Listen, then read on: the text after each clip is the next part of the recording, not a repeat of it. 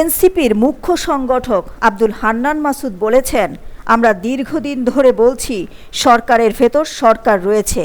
আজকের এই হামলা থেকে প্রমাণিত এই সরকারের ভেতর সরকার নয়, আসলে দেশটা কোথা থেকে পরিচালিত হচ্ছে সেটা নিয়ে সন্দেহ প্রমাণিত হচ্ছে।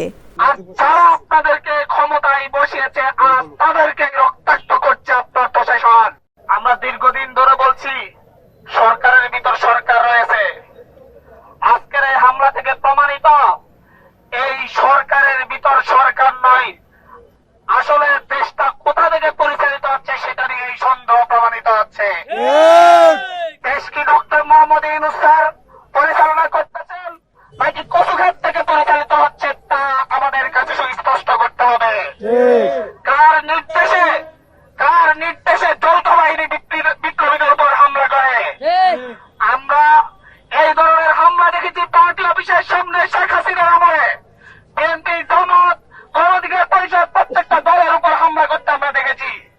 আমরা আজকে দেখেছি একটি সুশৃঙ্খল সংবাদ সম্মেলনে কিভাবে যৌথ বাহিনী হামলা করে আমাদের সহযোদ্ধাদের উপর, আমাদের সহযোদ্ধাদেরকে রক্তাক্ত করে। ডক্টর মোহাম্মদ ইউনূস স্যার, আপনাকে প্রশ্ন করে বলছি, আপনি বলেছেন আপনাকে ছাত্ররা ক্ষমতায় বসিয়েছে। আপনি ছাত্রদের বলতে আপনি বিপ্লবীদেরকে বুঝিয়েছেন যারা শেখ হাসিনার বিরুদ্ধে ঐক্যবদ্ধভাবে লড়াই করেছে। সেই লড়াইয়ে বিএনপি ছিল, জামাত ছিল, গণঅধিকার ছিল, ইসলামী আন্দোলন ছিল, সব রাজনৈতিক দল ছিল।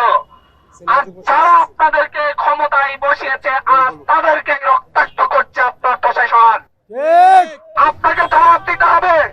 যারা আমাদের এই অভ্যুত্থানকে ধারণ করে, যারা আমাদের এই অভ্যুত্থানকে লালন করে, যারা এই অভ্যুত্থানের কারণে আজ ক্ষমতায় আসেন, তাদেরকে বলবো আপনার সহযোদ্ধাদের উপর।